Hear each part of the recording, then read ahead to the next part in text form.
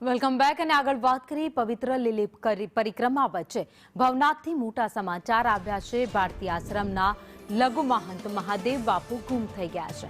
સવારે suicide not લખી આશ્રમમાંથી તેઓ નીકળી ગયા હતા। આશ્રમ સંચાલકોને જાણ થતાં પોલીસને તેમણે જાણ કરી છે। વધુ અપડેટ સાથે સંવાદદાતા કેતન ઓઝા લાઈવ અમારી સાથે જોડાઈ ગયા છે। કેતન, લીલી પરિક્રમાની શરૂઆત હજી તો થઈ છે, પરંતુ એ વચ્ચે એક મહંત ગુમ થયા છે, સુસાઇડ નોટ મળી આવે છે।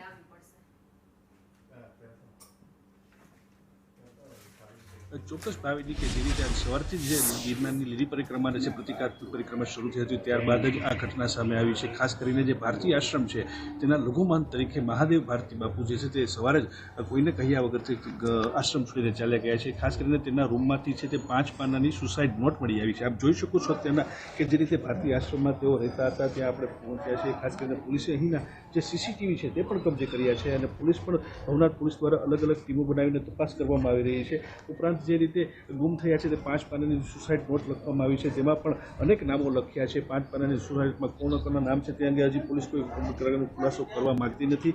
ખાસ કરીને કઈ સંભવિત બાબતો હોઈ શકે છે તમામ પાસાઓને લઈને પોલીસ હાલ તો તપાસ કરી રહી છે કે જે લઘુમહંત તરીકે છેલ્લા ઘણા વર્ષોથી અહીં સેવા આપતા હતા ભારતીય આશ્રમમાં, તે અત્યારના જે ગુમ થતા મહાદેવ ભારતી ગુમ થતા તેમના જે ગુરુ છે હરિહરાનંદ બાપુ, તેમની પણ થોડીક તબિયત છે તે નાદુરસ્ત બની છે। ખાસ કરીને ગિરનાર મંડળના જે અધ્યક્ષ છે ઇન્દ્ર ભારતી બાપુ, તેઓ પણ અહીં આવી પહોંચ્યા છે અને ખાસ કરીને અલગ અલગ જે ટીમો બનાવીને પોલીસ તપાસ કરી છે, તમામ પાસાઓને લઈને પણ જે છે તપાસ કરવામાં આવી રહી છે। જી, આભાર માહિતી માટે।